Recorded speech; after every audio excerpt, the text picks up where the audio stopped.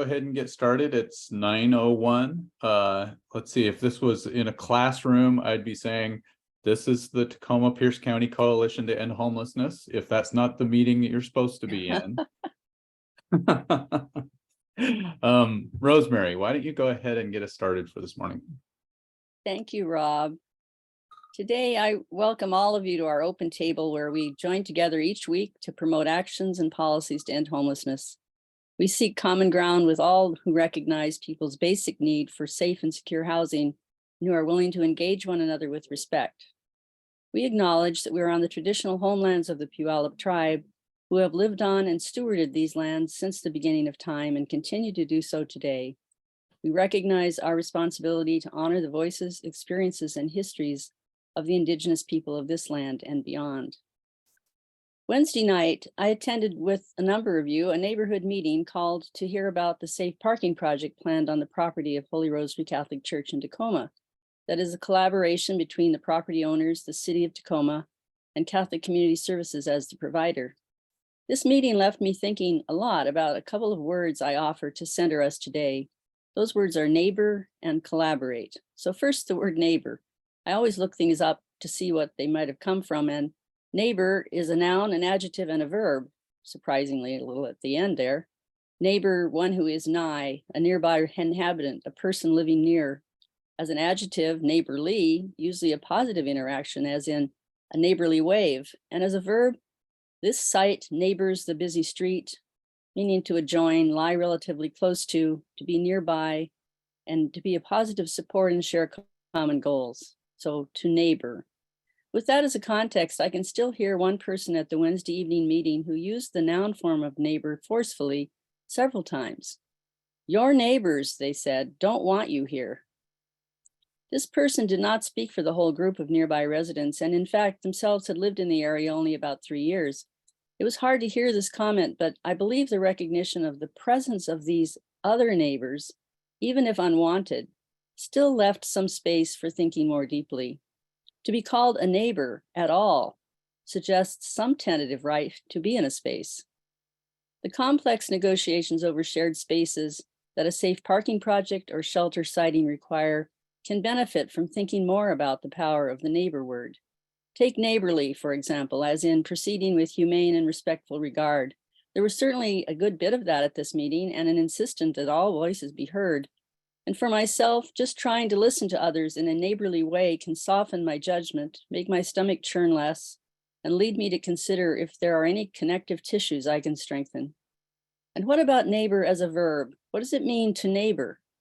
As members of the coalition, we consider and carry out lots of ways to, quote, bring ourselves close, or, quote, to bring ourselves nigh to those neighbors who are most vulnerable.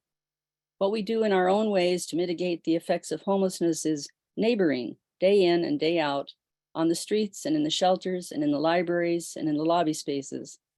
And I am confident that many of the people at the meeting last Wednesday night neighbor already in many ways, and that with greater knowledge and opportunity, they can be connected and mobilized to join what has to be a community-wide collaboration. Which brings me finally to collaboration. Thinking again to the Wednesday night meeting, it could be described as a telling session where people simply got informed about what was going to happen, they had a chance to vent or ask a few questions, and that's it. I'm sure that many who attended saw things that way, and this gets repeated in other places, but whatever the shortcomings of communication, whatever the current experiences of unsafety that amplify fear rather than compassion, I also saw some pretty impressive evidence of collaboration. A suggestion about putting chairs in a circle was taken by the organizers, lessening the us-them or audience-speaker dynamic. Passionate comments both amplified concerns and led to positive shifts in the discussion. And it was obvious how different entities, government, social service agency, advocates of various kinds, and people with experience as residents of a homelessness containment zone, all focused in messy but important ways on what it means to live together in this time. Later in our meeting today, we'll have an opportunity to talk about our own efforts, working with others, and our hopes and challenges for the year ahead. How do we up our collaboration game? How do we neighbor better with each other and with those most in need and with those who need to understand the realities of homelessness? We have a pretty good model in Fred Rogers, who sang sincerely and often, as he's saying, so let's make the most of this beautiful day. Since we're together, we might as well say, would you be mine? Could you be mine? Won't you be my neighbor? So neighbors, here we are. We'll introduce ourselves if we're new in just a short bit of time, but like to start now with our norms for our community gathering, and to make sure that we all mute ourselves when we're not talking, that we use the Zoom's raise hand function to be recognized, that we limit distractions by turning off our camera if we're doing something else that might be distracting, and that we use the chat for all kinds of information sharing and conversation. It can get pretty rapid in there, so you certainly pay attention to it. It's not seen as a distraction to the meeting or as anything inappropriate. So we also have Zoom norms about conversation, and these are neighborliness issues in the best sense, I think.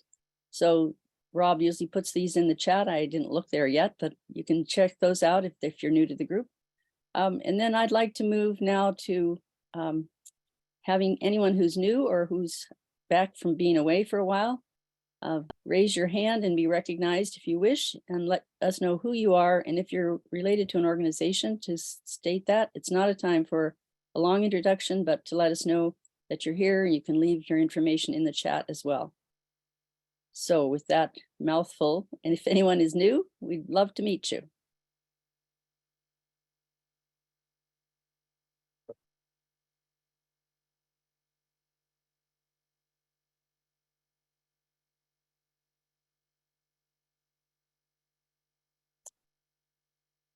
Well, we may not have new folks today, or we may have people who are just coming in and wanting to just see how things go for a little bit before speaking out. It's kind of a big group. So I'll just pass it back to you, Rob, and we can move on with things for today, unless you have anything more to add. No, thank you, Rosemary. I always look forward to your openings to these meetings. So thank you for that. And again, if you do want to introduce if you're new here or haven't been in a while. Good morning. I don't know if you can hear me. I think I'm having some issues over here. Oh, I can hear you, Donna. oh, great. Go ahead, Donna, if you'd like to introduce yourself. Okay, good morning. I don't know what's going on with my camera, but I'm Donna Parker, and I'm from Caring with Compassion Community. And we do supportive services for housing and employment, and also crime victims. So I was out last week, but I do plan on attending weekly or every other week. And it's great to meet everyone and to be a part of what's going on so that we can help the underprivileged and, you know, get everybody housed if there's possibility. So we got a lot of work to do, but I'm glad to be a part of the team. Thank you, Donna. That's great. Yes, ma'am. Oh, also we're working on getting certified for coordinated entry. So yes, and I've been doing this for a long time. I used to be at South Sound back in the day. So I'm just glad to be a part of the organization. Great. Thank you, Donna. You're welcome. And anyone else who wanted to briefly introduce themselves?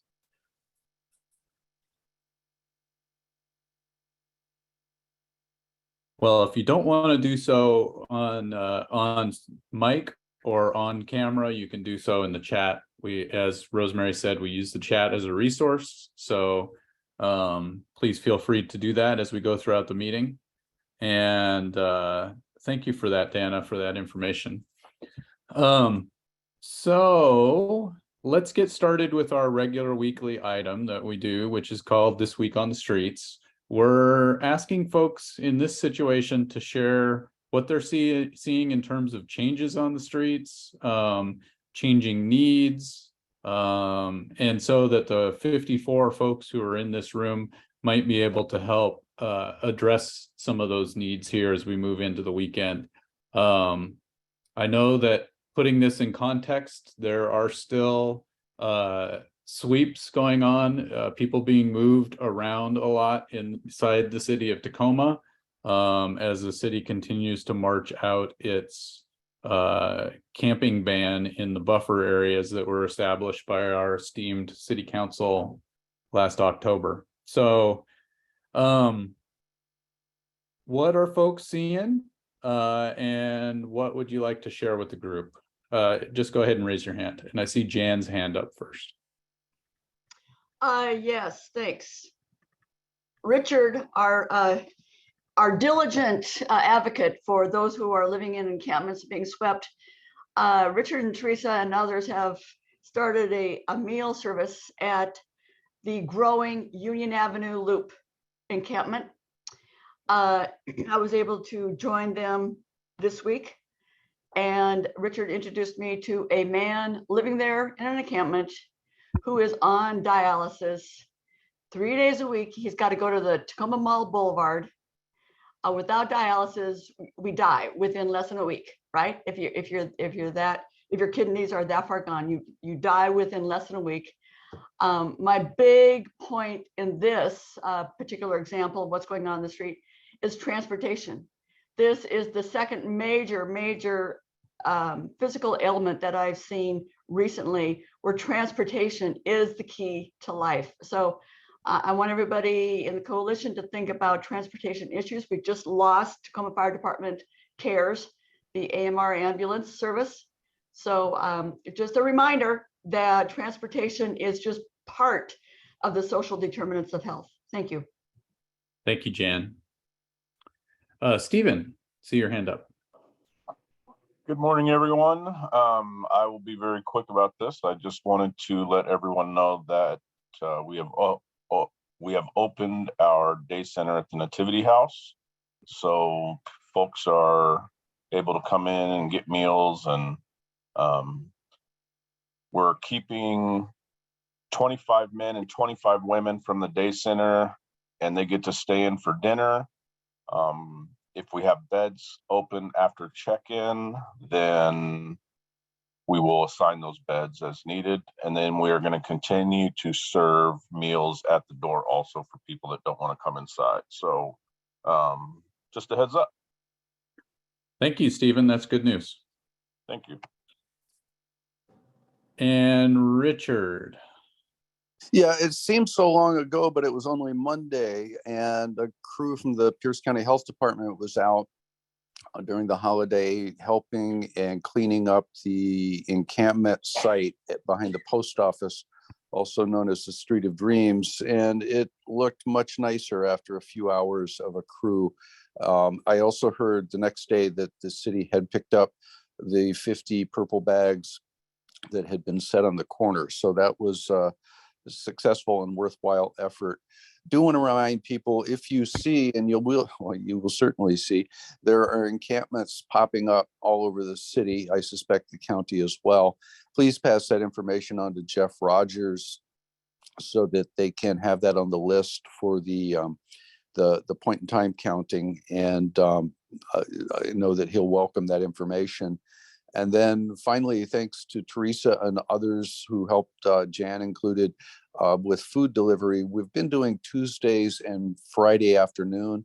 Anybody wants to join us at Union Loop, we'll be out there again this afternoon about 4 o'clock.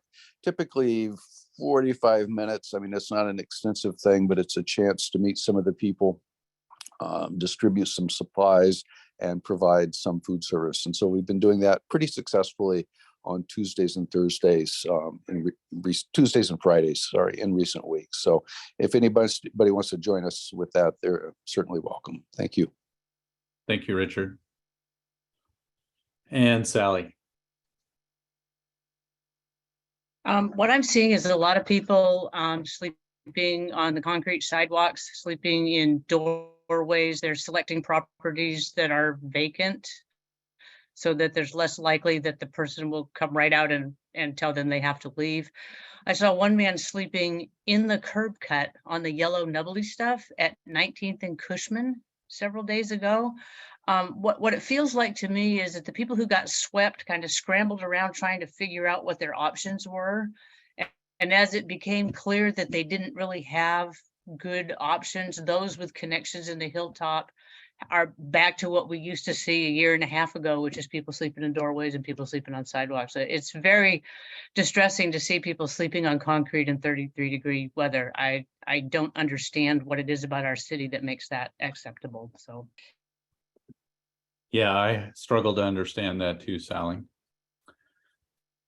Thank you for the update. And I did want to mention just the weather context for the next week. It does look like we're going to be moving back into having some freezing or near freezing overnight temperatures. So I'm sure there's going to be more direct needs for things like hand warmers and those kinds of things, which is a good segue into our standing agenda item to talk about what folks need and what folks have to share.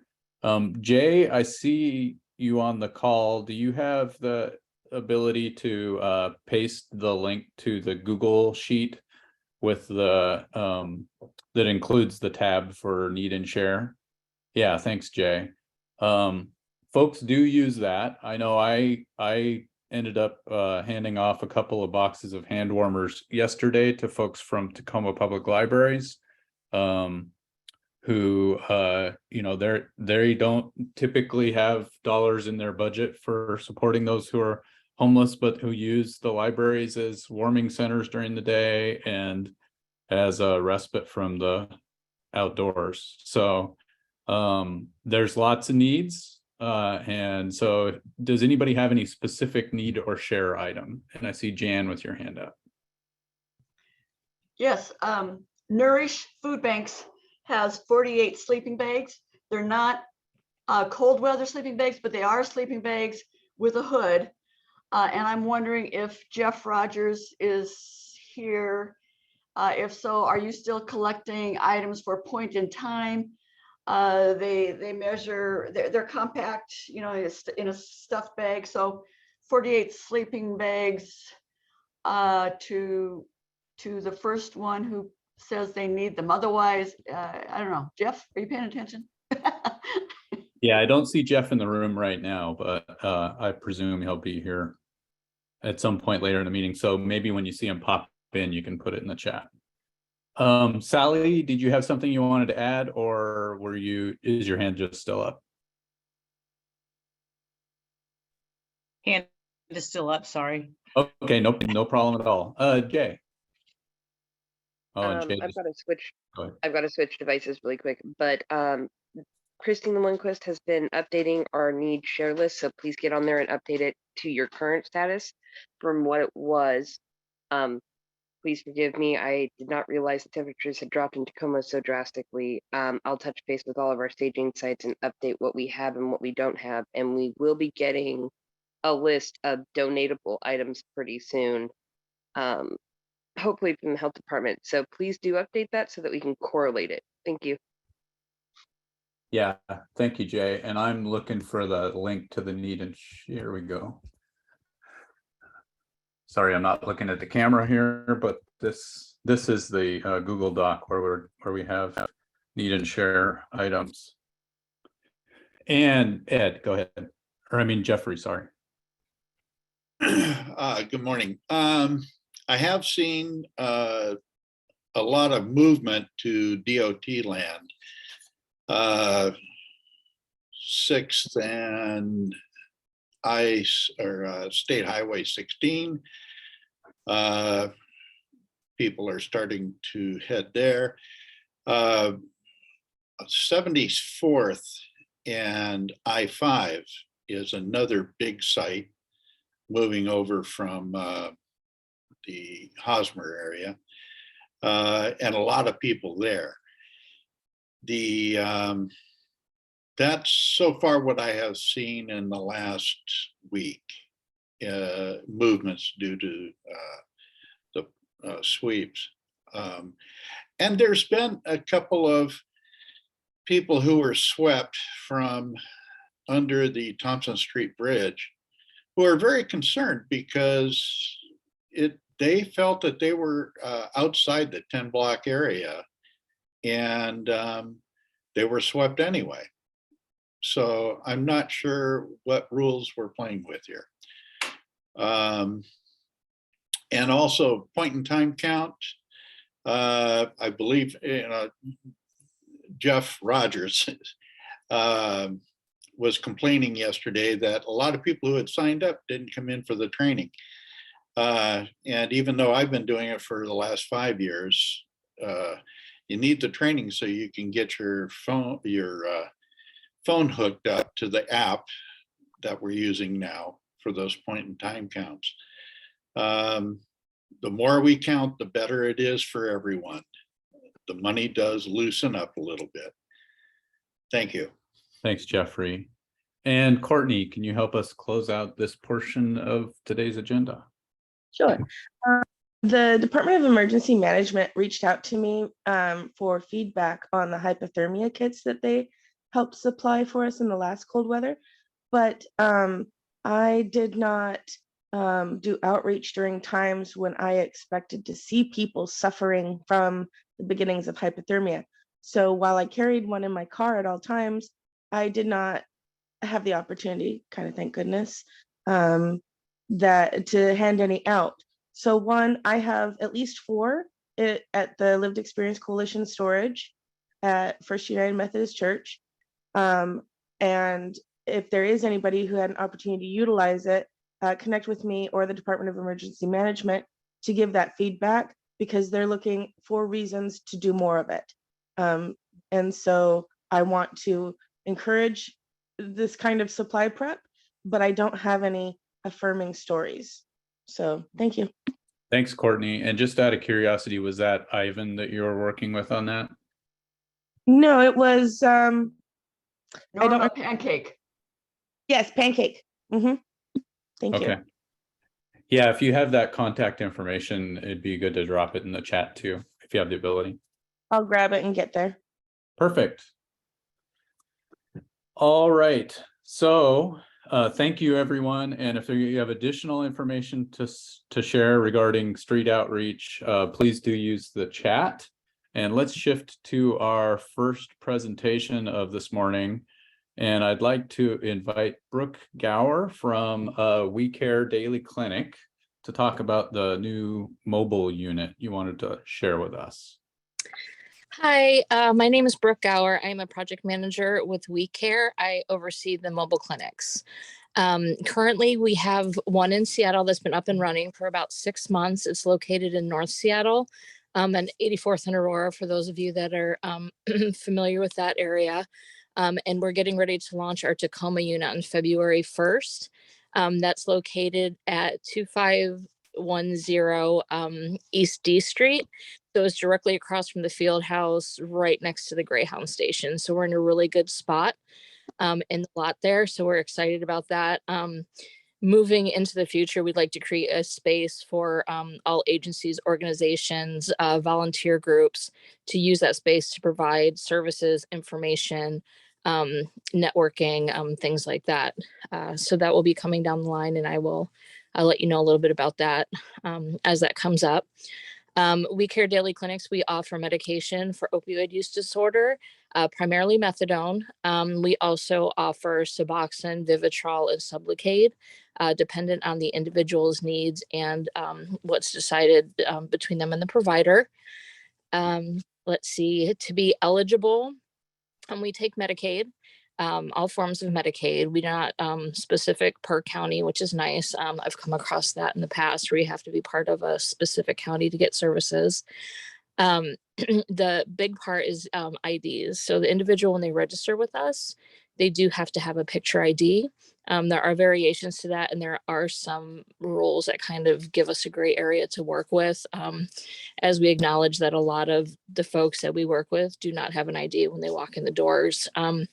So if you are referring someone, that would be something that I would initially ask them. And if you have the capabilities to kind of assist with that, otherwise we do the best we can with who we have and what we have to ensure everyone has an ID at least appropriate enough to start receiving services with us. Let's see, I had to take some notes. The mobile units will be providing the same services that our brick and mortar clinic does provide. So there'll be access to peer services, counseling services. We have navigator services. Like I said, if they come to us without having insurance, we can help them get set up with that. And we also kind of have an easy transition between the mobile clinic and the brick and mortar clinic. So if we have someone that, moves, relocates, those things kind of come up, they are able to kind of seamlessly go between the two locations, as well as our Seattle, if they, tend to move up to the Seattle area, we can see them up there as well. The current hours of operation are 9 to 3. We would like to extend that out a little bit, but we're going to start there to kind of see how that works for the individuals we serve. In the beginning, we'll provide transportation for medical services. So we want to be sure that everyone kind of has the ability to get the services that they need within a reasonable time.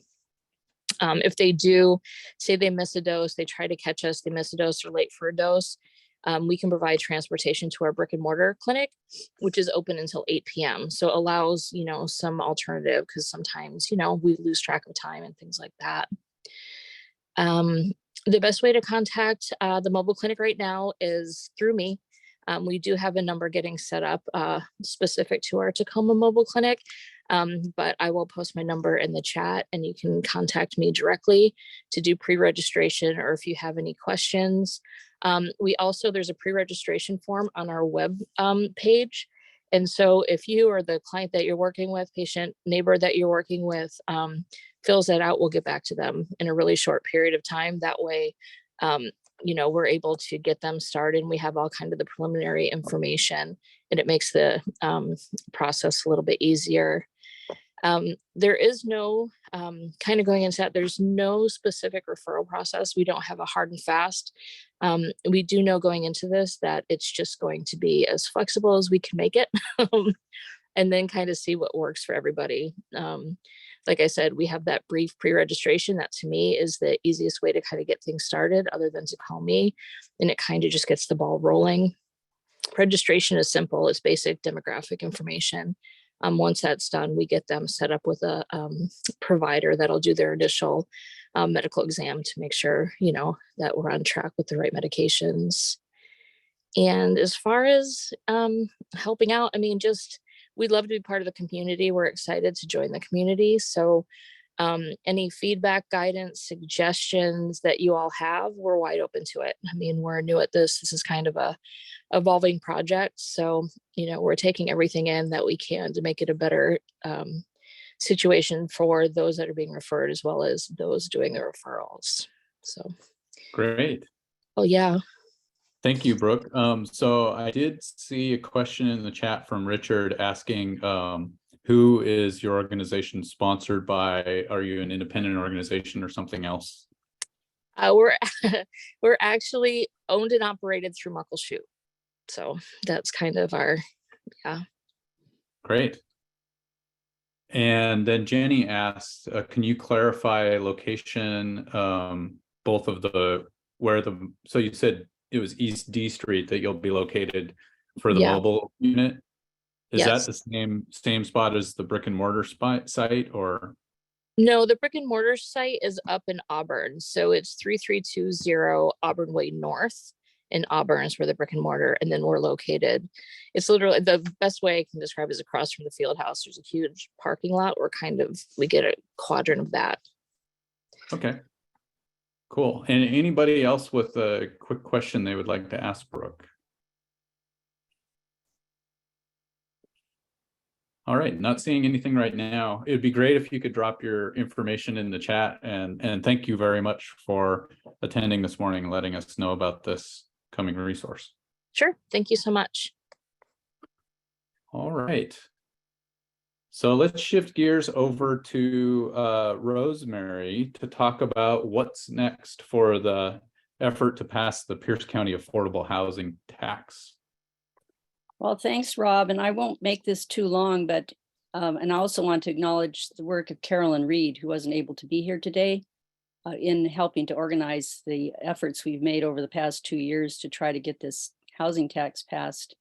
I thought it was important that we just acknowledge again where we're at with this today.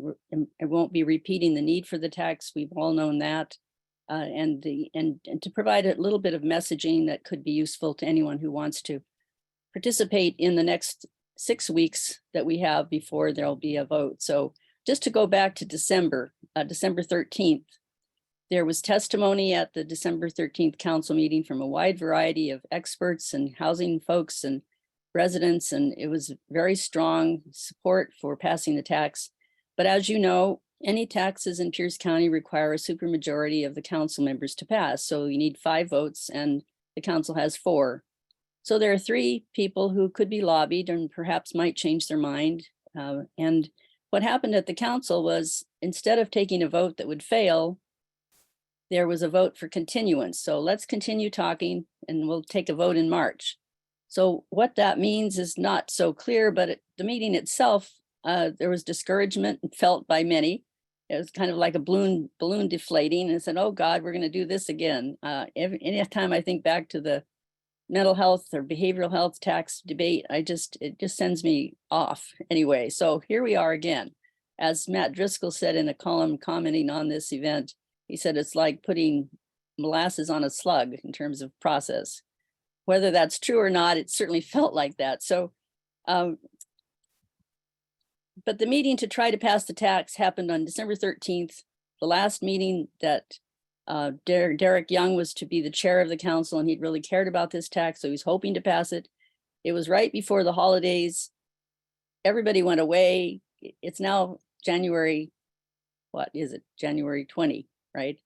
So, and March is coming up. So it seemed important to just say, whatever this continuance vote means is unclear. There's backroom stuff, of course, happening in conversations that many of us are not part of. But the Revenue for Housing group that's been lobbying have a few suggestions for things that we could do in the meantime. So we think it's important for anyone who lives on the east side of Tacoma in any of the districts that are involved to lobby their representatives to give them the point of view they have about this, because it's hard to know what effect that has. And we have differing views on the effects of that sort of lobbying. But Dave Morrell in District 1, Paul Herrera in District 2, and Amy Kruger in District 3 need to hear from us. And while Amy has been really opposed, it's still important that she hear. And Dave is probably the most likely one to vote for the tax, but what we don't know is what sorts of conditions his tax may be dependent upon. So it's important to get that in. And Rob, if you could let me share the screen for just a minute, I'll point out the flyer that we've used. If you can do Sure. that. Okay. You can do that now. All right, let's see what I can do. In November, with the support of the county council staff, we managed to produce this flyer that was used, and I can make that available to the whole list. I think that will be useful. On one page, it describes the problem, and on the second page, it describes what might be done to help with the problem, and suggests, as the flyer does, that we contact the council, that we sign on to the community letter supporting it. And just to remind you that Maureen Howard, one of her last public acts as our official representative, was to sign in the name of the coalition to support this tax. So that's something we can do. And then to sign up also. So I'll stop sharing the screen now, but this is a flyer I'll send out to the list so that you have access to it, and and you can share it with, I've got to get us back here. Share it with any folks in your own community that would want to maybe be supportive. Then consider testifying between now and March 7th at weekly council meetings. Our Revenue for Housing group is scheduling people to do that, and we're happy to provide you with some information if that's something you haven't done a lot of, for how to do that well. And you can let me know if that's the case, and I'll make sure to get some things to you. And then save the date of March 7th to attend the council meeting in person or online, and to testify at that point. It's still important to do it. It's kind of tiring to have 100 people testify, but it's also a sort of moral mandate that I think makes a difference. And so just to end, we've emphasized a couple of messages over the past few weeks that might be of use to us to remind ourselves about. One of them is that a message that we've already lost millions of dollars in matching or leveraged funds from state and federal housing programs, and we won't be able to meet the identified needs without more sustainable bondable funds. Up to $20 million a year in tax revenue could help begin to meet the need, but given the realities of housing construction timelines, this tax should be ongoing rather than passed with a sunset clause that would really cripple long-range housing progress. Secondly, without new funding, we'll have no chance of meeting the state requirements for the county under HB 1220, the amended Growth Management Act, that requires jurisdictions to provide housing for all income levels and to address disparate issues with regard to race. This failure will affect other issues that the county needs to deal with the state. And third, we can mitigate the effect of regressive tax like this one, even though it's small, estimated to be $16 probably per resident per year. Still, it mostly affects, more severely affects those on very low incomes. So one thing we can do is to support and help provide information about the working families tax credit that can provide up to $1,200 a year in tax rebates for available folks, for people who are available to that. And so that is something we can do. And then finally, if you're interested in housing in general, although this is happening at the same time as our coalition meeting, on January 27th, the Affordable Housing Consortium in Tacoma is holding an event on how to deal with barriers to affordable housing in Pierce County. So I'll put that information in the chat for you. And I think that's all I have. If anyone has any question, I'd be happy to try to answer. Thank you, Rosemary. Anyone with any questions, clarifying questions for Rosemary?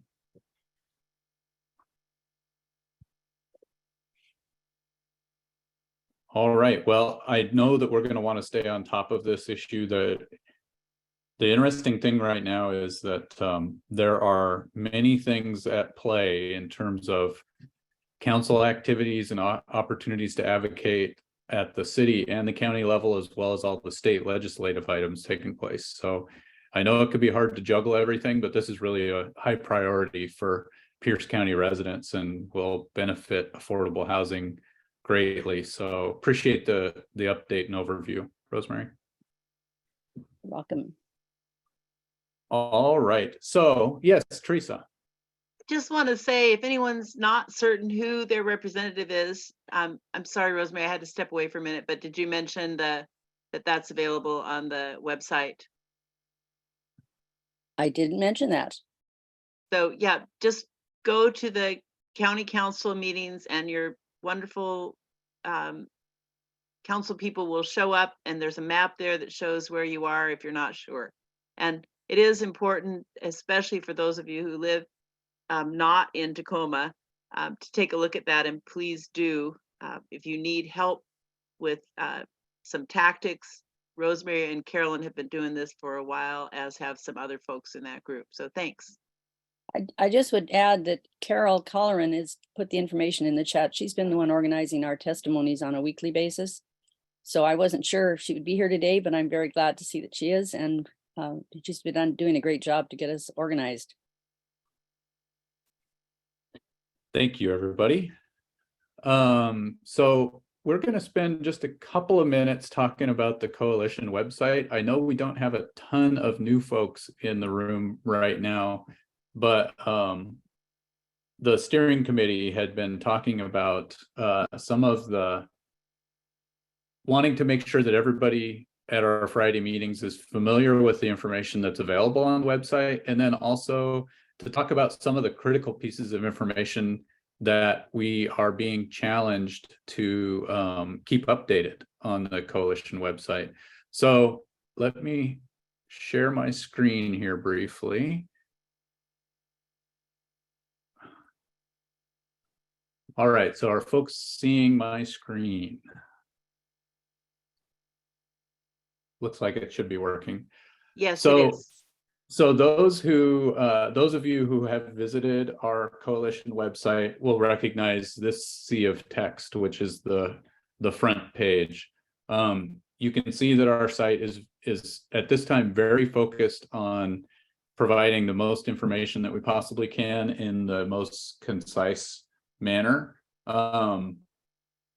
The key pieces of information on this main page are links to all of our meetings and to community meetings that are coming up, like, say, Project Homeless Connect here, which is listed at the end of the month, happens in coordination with the point in time count later this month. So this is always the place to turn to find where the link is to the next coalition meeting. And you can see, besides these Friday meetings that we have every week, there are the Safe Sites for All committee meetings at noon on Mondays, the communications group, the Safe Sites for All campaign work group, steering committee meetings every Wednesday, and then again, any special meetings like the networking social hour coming up at the beginning of February. Also on this page are links to our YouTube channel where you can find video from each of our meetings, just like this one. And folks may not be aware, but you can actually, if you like to listen to the meeting and not see the talking heads or the presentations, if there are any, you can subscribe to the podcast feed and listen to the meetings that you happen to miss. And then, of course, there's a link to the coalition Facebook page.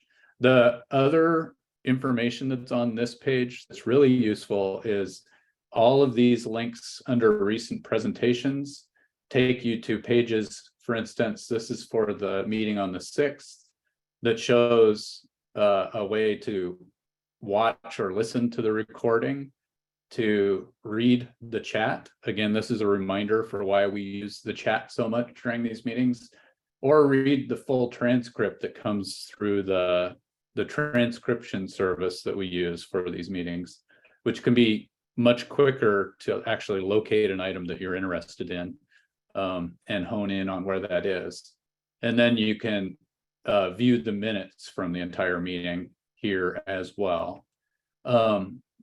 I will go back to the main page. One of the things that I wanted to talk about briefly in this overview is that many organizations, the media, and people who are currently homeless do end up relying on this coalition web page as a resource for seeing where they can find coordinated entry locations and also where they can find overnight shelter. The thing that I wanted to point out on this page is that many of these sites that are listed, and there's quite a few shelter locations listed here, are not updating their availability on a frequent basis. And that's one of the things that we're trying to focus on, getting improving the performance of the website and partnering with the providers so that we can get more accurate information on this site every day. During the most recent cold spell that took place in December, the county was hosting daily outreach meetings in the mornings.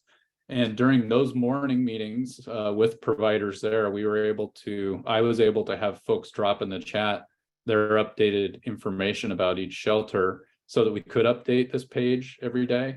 But right now we're still trying to work with providers to make these updates regularly so that those numbers that are listed there around availability are actually useful. It is critical because, again, especially when the weather's bad, the media points to this page, Pierce County points to this page.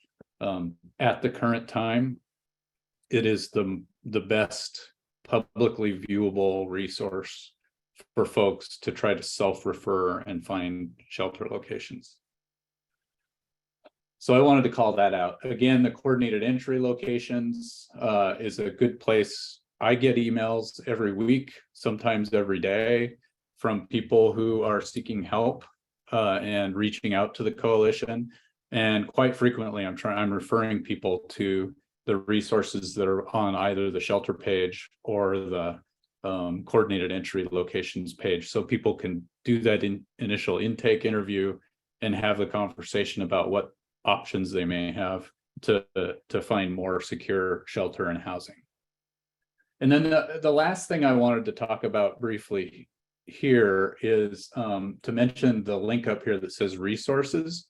This is a little bit cumbersome, but it is a page that the folks from Comprehensive Life Resources maintain and that we link to, that is a way for you to walk through. If you have somebody in your neighborhood, if you encounter somebody who needs specific help, you can use this page to hone in on resources that may be available.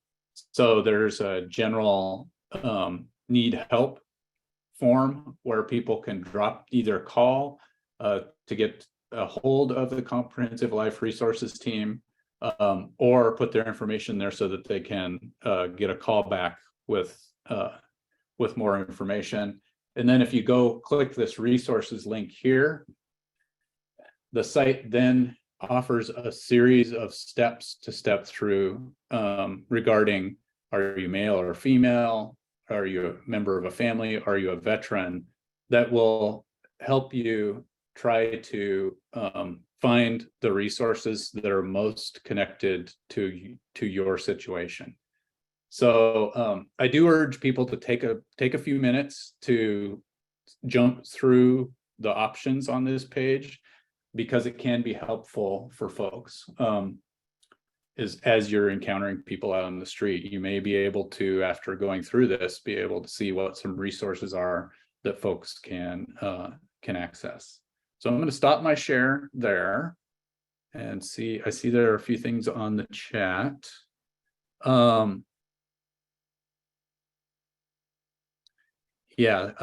Thanks, Teresa.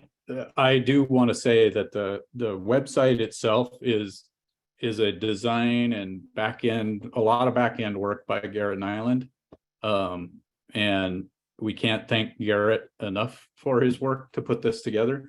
And then it's just a team effort to try to keep it up over time. But one of the things we wanted to do this morning was just for those who do outreach, to make sure that people were aware of the resources that are on the page. And then for those who are providers, to just remind people that there are folks relying on the information on our page, and we need to keep it updated. There's critical pieces of information there. So let's see, we're only a few minutes over time on our agenda right now. Does anybody have any questions or comments about the website? Yeah, Teresa. Sorry, my video is still messing up. I haven't updated it yet.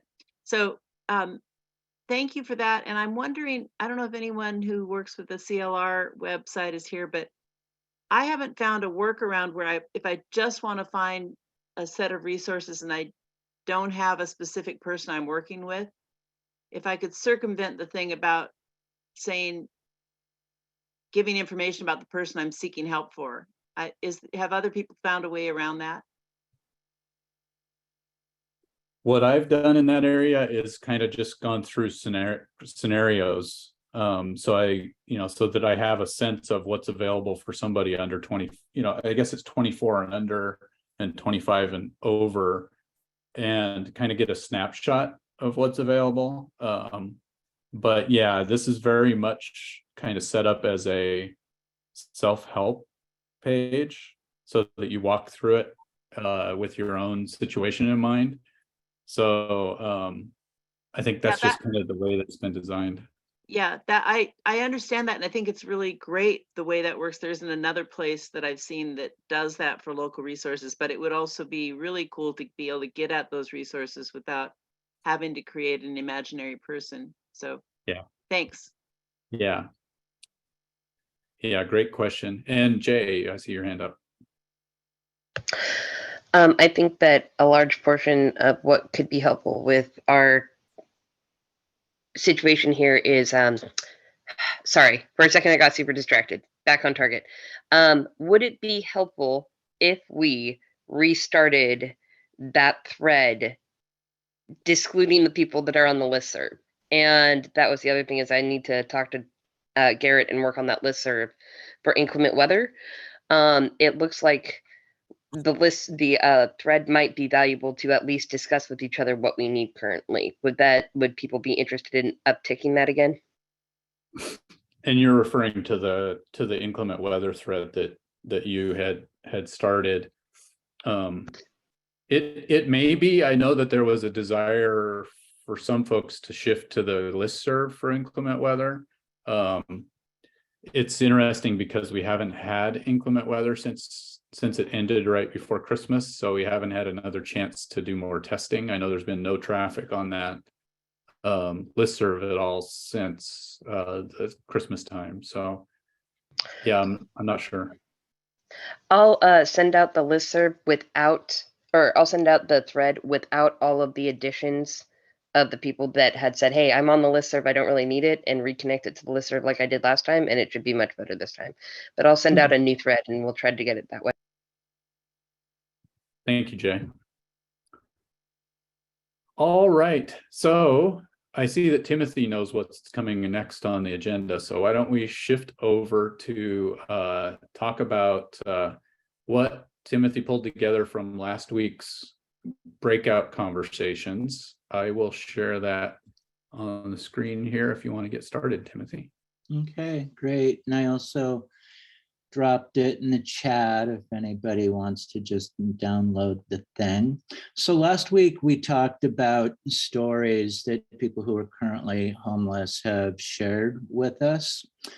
And as usual, I started it off with some quotes. It was Martin Luther King Day when we talked, or close to it anyway.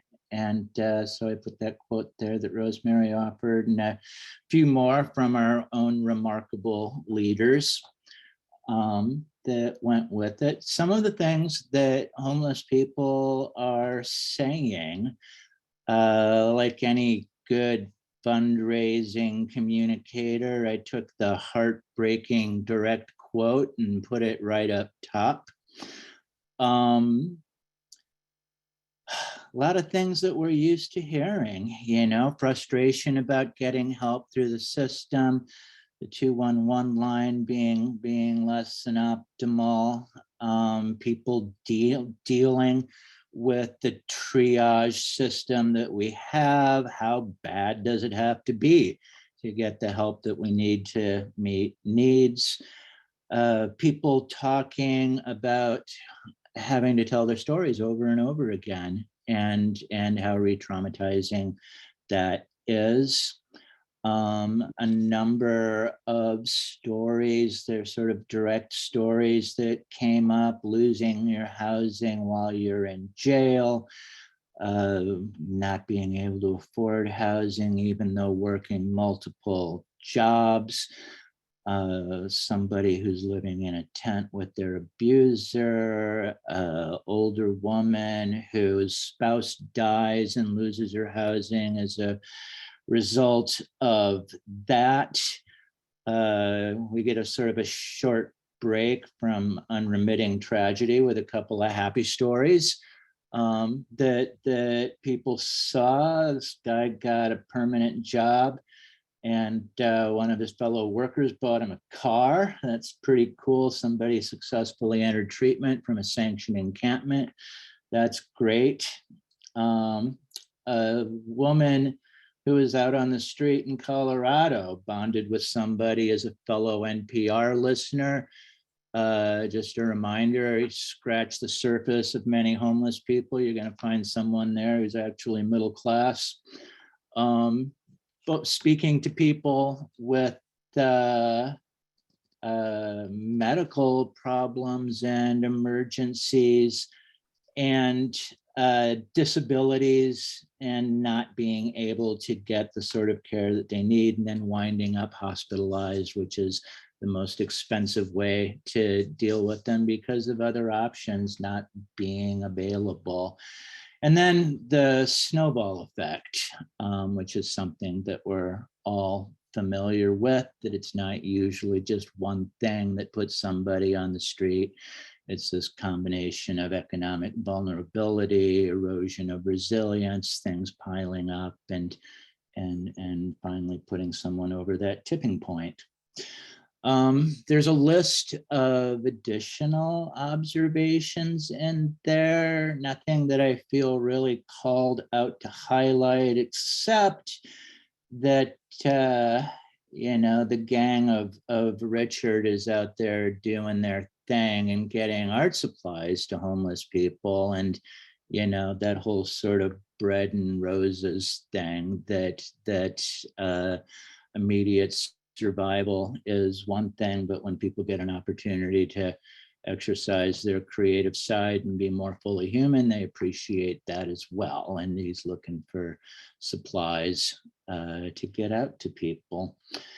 And then finally, at the end, I just put a list of various events and links and things like that that got posted. And I'd like to say that I went to a pre-showing of Love in the Time of Fentanyl that was on Wednesday. That is an amazing movie about, you know, DIY approaches to what's going on the street with drug use and vulnerability, and people going out there as peer activists and support people to save lives. And it's just an incredible movie.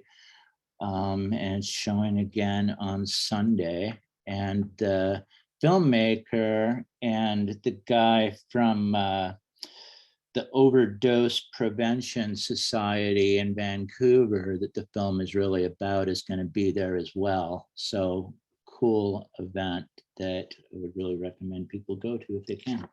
And that's it. Thank you, Timothy. Yeah, the name of the movie is Love in the Time of Fentanyl. Jay, I saw your question in the chat. Yeah, and it's at the Grand Cinema. I think it's Sunday at 2:15. Yeah, great. Thank you very much. So this week we decided we are going to hold a little bit shorter breakout conversation, but we really wanted to focus on just creating some networking time for people to visit for about 10 minutes.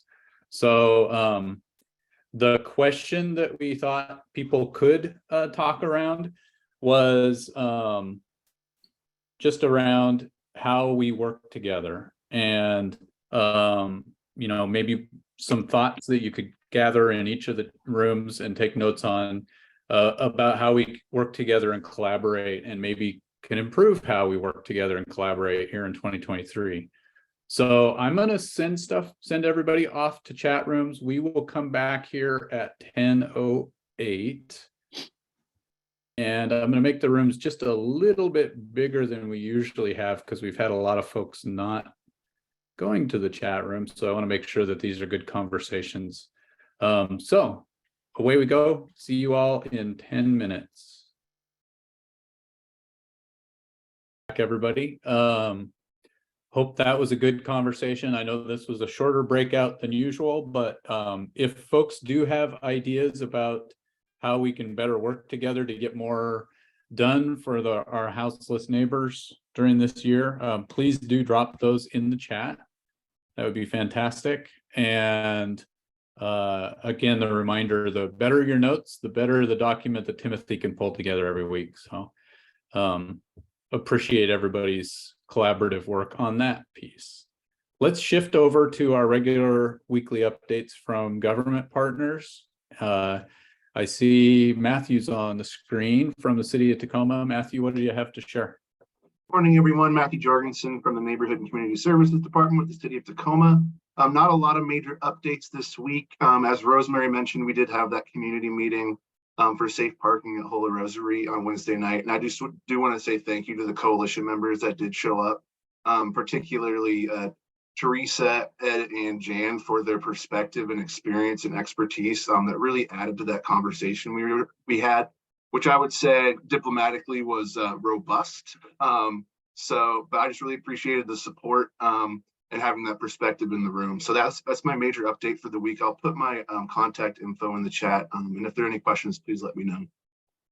Matt, one question I had is that we've noticed a lot of sweeps happening without any real notification, where we're kind of surprised that they've happened. Has there been a change kind of in how you're doing that, or any idea?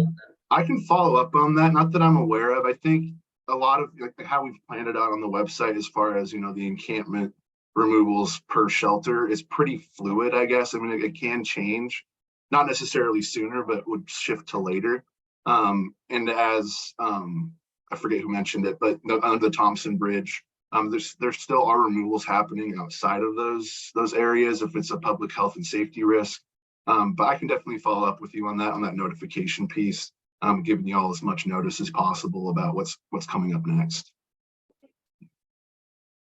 All right, thank you, Matthew. Yeah, we appreciated it. I know that there just is a lot more people being shifted around, and it's especially in light of the point in time count coming next week. It's making things pretty chaotic. All right, is anyone on the call from Pierce County Human Services? I don't see Jeff, or didn't see Jeff. Hi, Rob. Hi, This Donna. is Donna. How are you doing? Hi. Good. So I'm gonna just, Jeff has asked me to do some updates because he is so busy with the pit count. So I wanted to have me let you know that the HHP NOFAs are going to be coming out sometime in February. So keep a lookout for those. The pit count is next Thursday and Friday. So trainings are over for that. So we're pretty well just organizing the teams, and we'll have all that figured out next week, early next week. He's still asking for folks to let him know if they're out and about and they see any unhoused neighbors or any encampments still. Please let him know, so that will help us add to the when we go out and look for folks. It'll help us out a lot.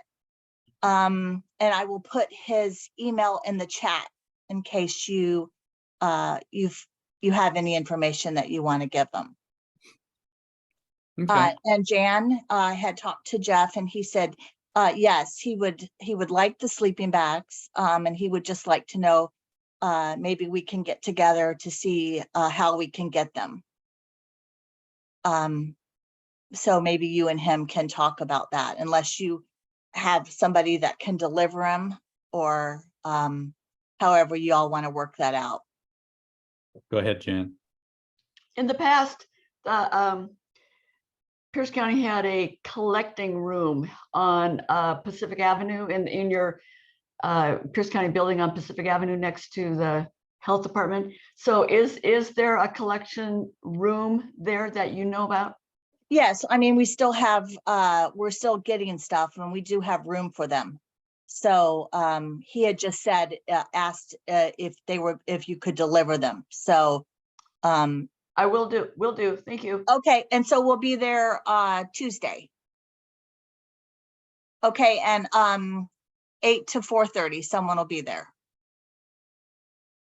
Great. Thanks, Jan.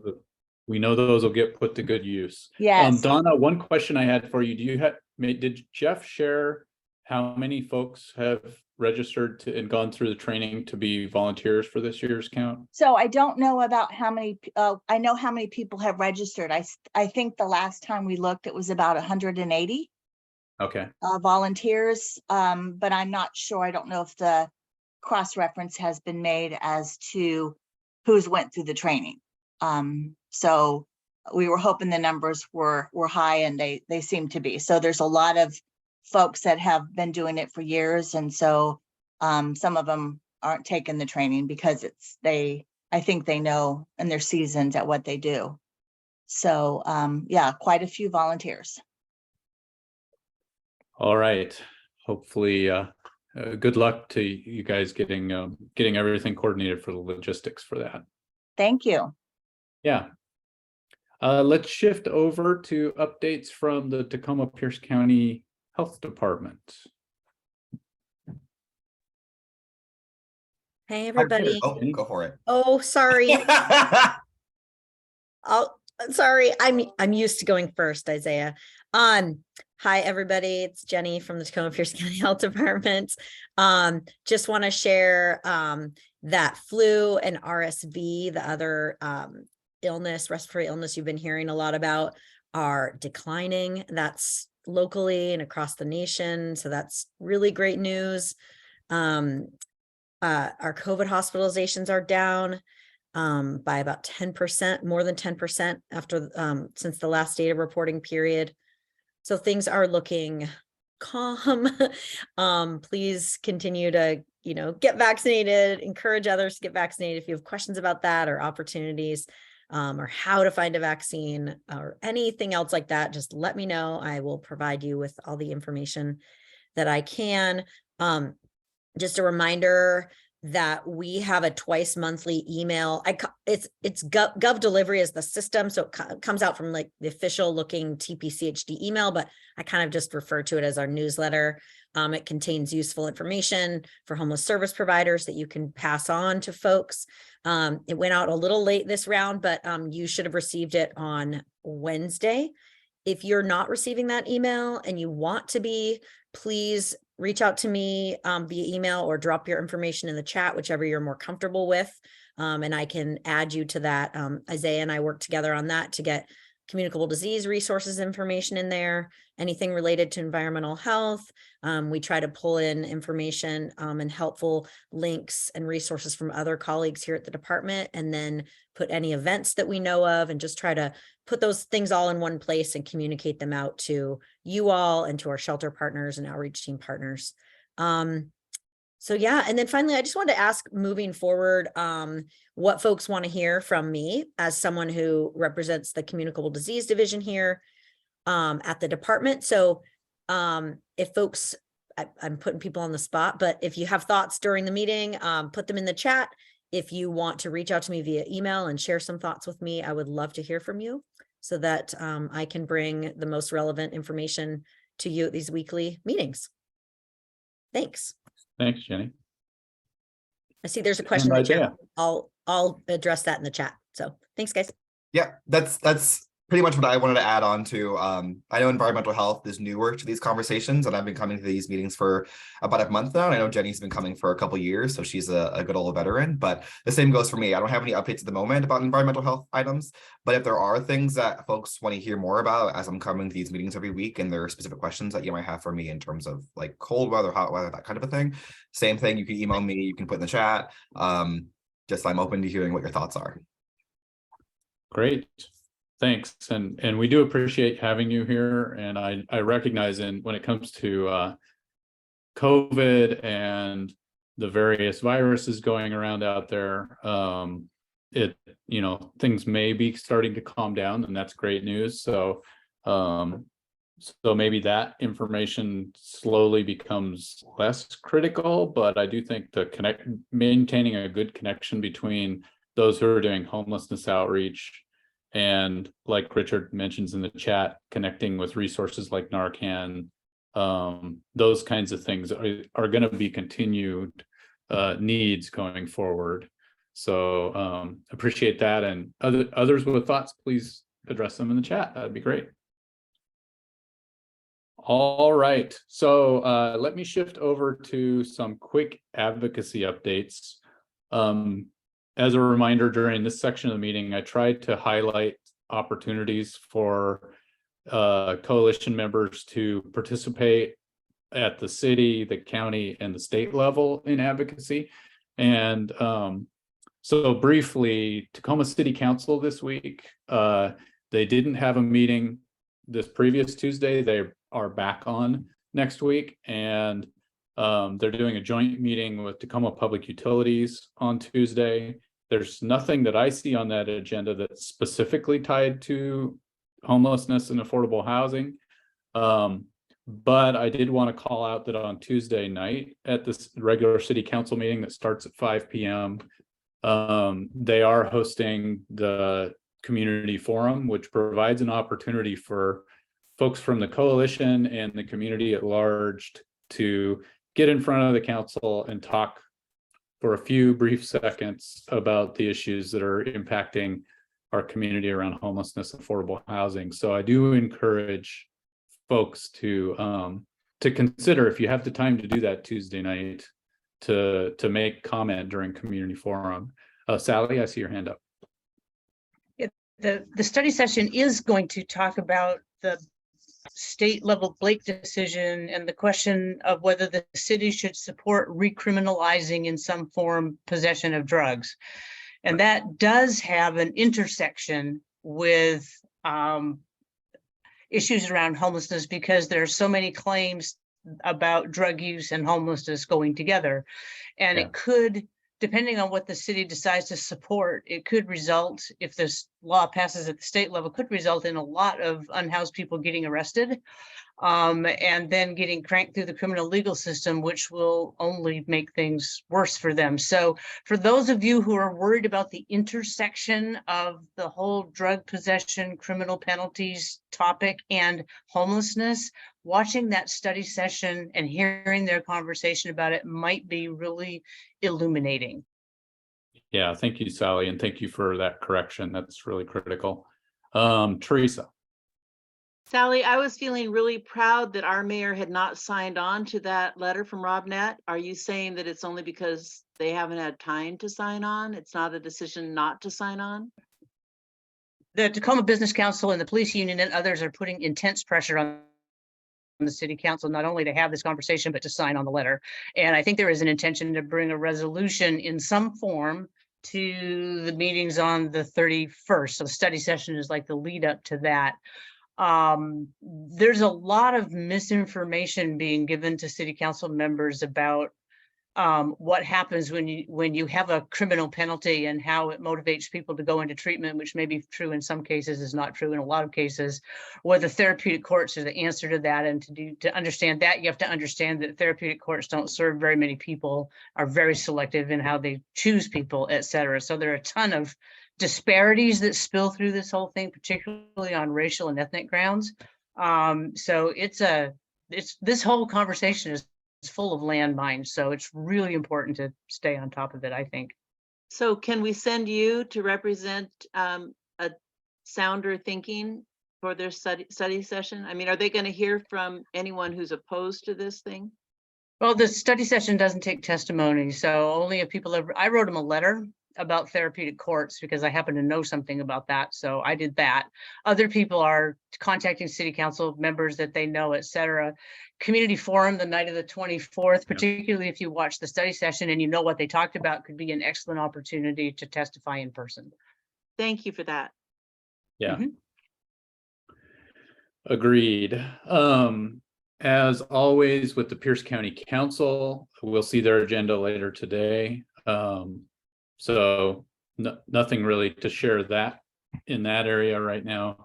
But I did want to mention related to my day job with the Washington Low Income Housing Alliance that there's a lot of activity taking place in Olympia this week. It's the second week of the legislative session.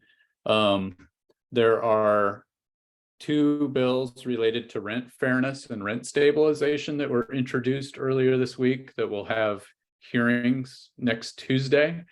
So so I will drop the link in the chat to a new web page that the Alliance put together called rentfairness.org. That site provides an easy way for folks to go and send comments to their lawmakers, whatever district you live in, regarding the need for rent stabilization statewide. So that's a great opportunity there. And we are encouraging folks to sign in pro on the 2 bills that will be heard in a hearing on Tuesday afternoon at 4. As you can see, all of these things are converging on Tuesday. So Tuesday is going to be a busy day next week. But the other thing I will mention briefly is that the Housing Alliance is also hosting housing advocate meetings, briefings on every Friday afternoon from 2 to 3. The link to join those meetings, including this afternoon at 2, is in the chat. And it's a great way if you have an interest in advocating for housing, affordable housing and funding for homeless programs and all of those things at the state level. It's a good idea to check out these Friday afternoon meetings. And if you're on the Housing Alliance email list, on the advocates list, I've been spamming you under various names all this week with information about how you can get more involved in Olympia. And I appreciate everyone who is reading and taking action. So, all right. So moving on with our agenda. I was going to offer a very brief update, and Courtney can hop in on this as well, as you would like to, Courtney, regarding the Pierce County Comprehensive Plan to End Homelessness. When we spoke last week, there was discussion about a Tuesday afternoon special meeting of the advocacy or of the advisory board to spend a couple hours talking about what recommendation the advisory board for the comprehensive plan to end homelessness was going to make to the county council regarding the unified regional approach and where and how that unified regional approach should best be set up in Pierce County. That meeting on Tuesday did not happen, so we have, as a board, rescheduled and spent time over the last week trying to figure out what would be the best time for that meeting to take place. And where we landed is that on the afternoon of January 30th, so Monday afternoon from 3 to 5 p.m., there will be another ad hoc meeting of the advisory board to consider what the best option for Pierce County should be for where to put the unified regional approach. I urge you, if you have an interest, to go look at the report as it exists. I will drop the link in the chat here in a moment to the page where you can go find out about the latest, including meetings for the advisory board for the comprehensive plan. This was the first goal on the comp plan, was to set up this unified regional approach or unified regional office. And so it's critical that if we're going to make a significant change in how the effort to end homelessness is coordinated on a countywide basis, we need to get this right. So I know some of you have commented to the advisory board with your suggestions already in writing. Others can do that as well if you have an interest. But it is critical that we hear everybody's voices and send a good recommendation to the Pierce County Council. The Pierce County Council is going to be scheduled to hear this at a Human Services Committee meeting on February 7th. So, Courtney, anything you would add? Mostly just the same as last week. I think that the best answer might be the minority answer. So, and the minority of the advisory board, and so public engagement with this decision is vital. Yeah, and the last thing I'll say is that the meeting that takes place on the 30th, there will be an opportunity to make public comment at the end of that meeting as well. So, it can always be interesting to listen to the conversation and where folks are landing on their decision, but it also provides some opportunity to offer direct feedback during the meeting. All right. That was a lot of word salad, so thanks for hanging in there. Let's shift over to updates from the Safe Sites for All Committee, Jan. Thank you. I would like to use Wednesday's meeting at Holy Rosary, an example of how effective this coalition can be. This coalition started the Safe Parking Network. We started it. We got a grant from Greater Tacoma Community Foundation. We started a pilot program. It works. We've got a director of our program. The city of Tacoma then was persuaded that since it does work, then they will use existing partners to have its own safe parking site. Because we have Jeffrey Boyce, who has already had the experience of bringing in the neighbors to not possibly the best result, but he told us about his experience of having a neighborhood meeting that did not necessarily go well. Some of us came up prepared to address the messaging issues that are shared by many misinformed soon-to-be neighbors. So Richard and Teresa and Rosemary and I were there to let the folks know that faith-based organizations don't even need to tell the neighbors. Faith-based organizations have a legal right based on the House Bill, I think it's 1754, that was passed in June of 21. They can do it. And it was an act of good intentions to bring in the neighbors.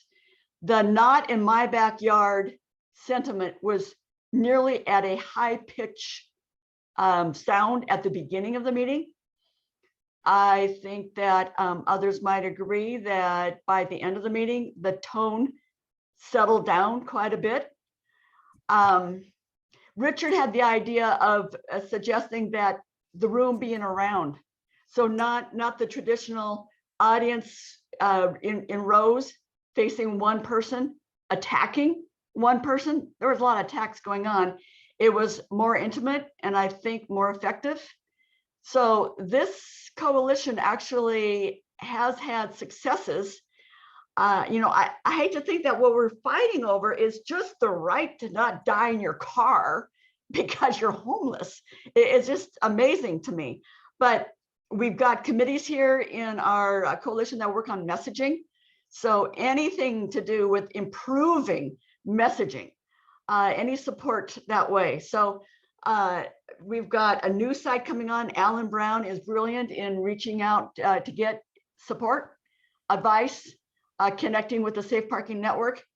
So that being said, I'll pass it over to Paula. If Paula is around and has anything to add, we recommend and want everybody to show up at our noon Zoom meetings, apparently even on holidays. So everybody's welcome. It's an open table. Paula, I see that you have turned your light on there, so I'll pass it over to you. Yeah, I just want to reiterate that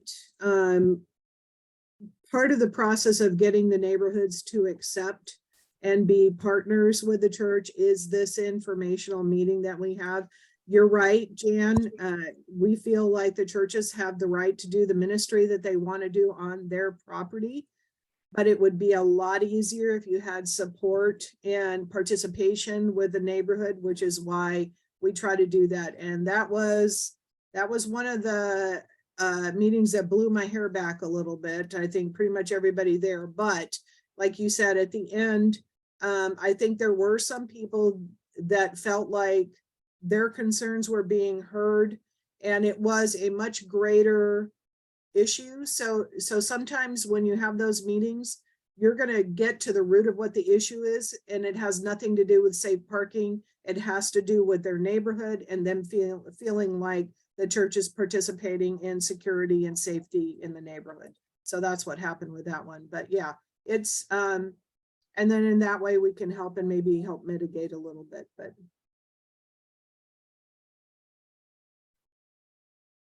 yeah, thanks everyone. And I do think the context for this is every community initially is going to have concerns. I know I shared privately with Richard, one of the challenges is everybody feels like this is kind of happening to them until those conversations start.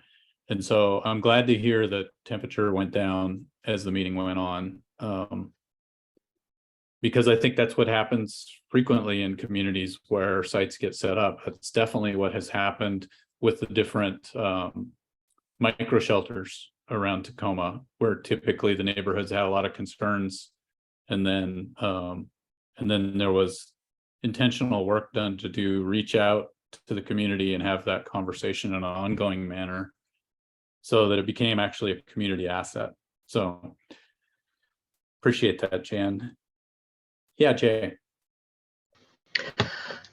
I think that people need to remember that one of the reasons we're facing such adversity is that homelessness is a fear factor, and people are becoming afraid because our economy is kind of breaking up and we're having problems.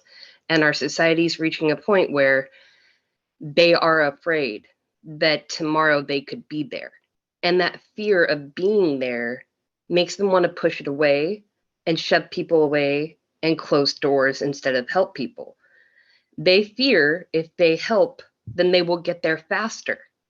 They fear that if they assist, that they will be needing assistance soon themselves.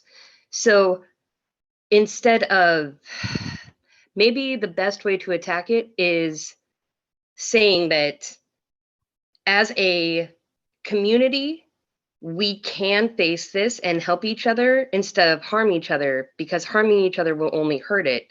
And if we stand as a community and support each other, then we can end it instead. So if we start pushing that kind of unity is better factor during meetings, we might have more success. Attack hate with love, compassion, and understanding. Try to bring empathy and show them that no, that they're not next.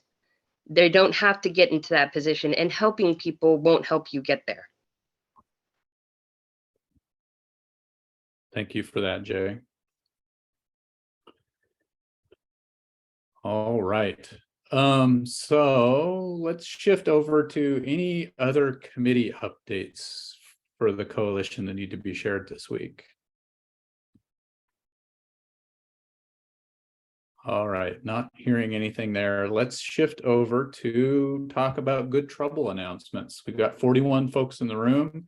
Is there something going on that we need to be aware of so that we can participate? Zoe, go ahead.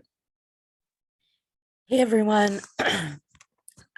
So Tacoma Mutual Aid had a stationary distribution event scheduled for next weekend, but my landlord is messing with me and my housemates really bad right now. So we're moving it ahead to February 12th. We're going to do a little Valentine's theme and talk about community love, community care, loving your neighbors. But we'll have food. We have lots and lots of donations to distribute. We usually end up getting about 100 folks from the street. When that gets a little closer, we'll have flyers that we'd love help distributing. I know I talked about that before for this week, but postpone that a second.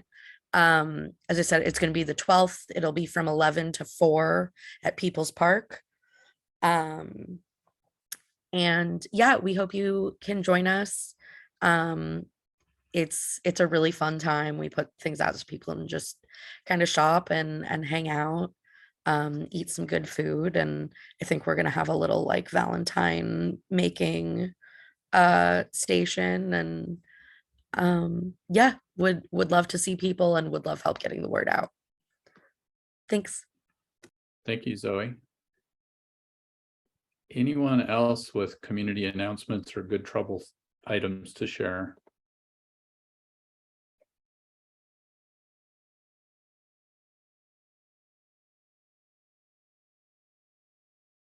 Yes, Project Homeless Connect is coming up on the 27th. It is linked on the coalition website on the front page if you scroll down the list of upcoming meetings and opportunities. So please do check that, whether you're a vendor or you're helping send folks there. So, and again, that's happening, that coincides with the timing of the point in time count. Anyone have any? Yeah, go ahead, Rosemary. This is not a good trouble announcement, other than it's a wanting to be reminded myself. A number of people have talked about events coming up where we could testify or put our oar in the water. And it would really be useful to me if you care a lot about the situation, or you've made it known to us, to send out something to the whole coalition reminding us about this event coming up or when we can speak to it. I saw Kenneth had to go off and he said, could somebody send me all the things I should be at? He didn't exactly say that, but it would help me because I do track those messages from the coalition list, and I would be more likely to go there than to come back to the chat to try to be reminded. Thank you, Rosemary. And yeah, thank you, Matthew. That is definitely what I have observed too, is that folks are, once they become familiar with the details related to a site and feel like their concerns have been heard and addressed, then communities do tend to really step up and support shelter locations. So thank you. All right. And anybody with a success story that they would like to share this morning?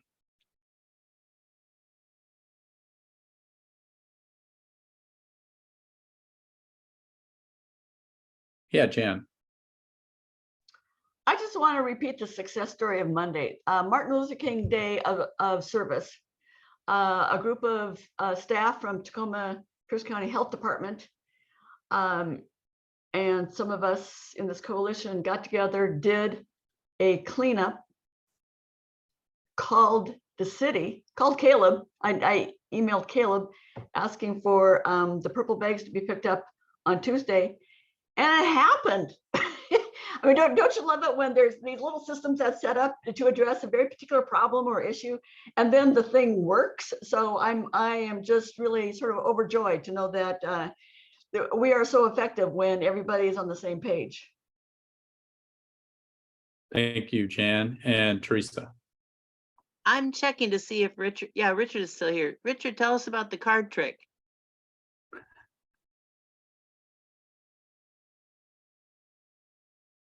Okay, this has happened twice now, where we've included playing cards in some of our distribution. We included one in the toiletries, but then last week we were handing out, I don't know where they came from. We had a bunch of playing cards and we were rewarded with a card trick, a magic trick at the table where we were handing out supplies. So it's just kind of a nice, it has nothing to do with homelessness, but you give somebody a deck of cards, they show you a magic trick, and that's just kind of a cool thing that happens when you're out there. So pretty much enjoyed that.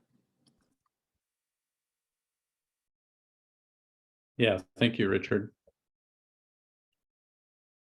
All right, so we are actually through today's agenda. I do want to carve out just a moment for folks to share feedback on today's meeting. If you want to put it in the chat or come on screen and comment about what went well, what needs to be done differently going forward. We're always looking for ways to try to improve these meetings and make them more valuable for people who take the time every Friday to attend. So if you have suggestions, that would be fantastic. And drop those in the chat or just raise your hand and we'd love to hear from you.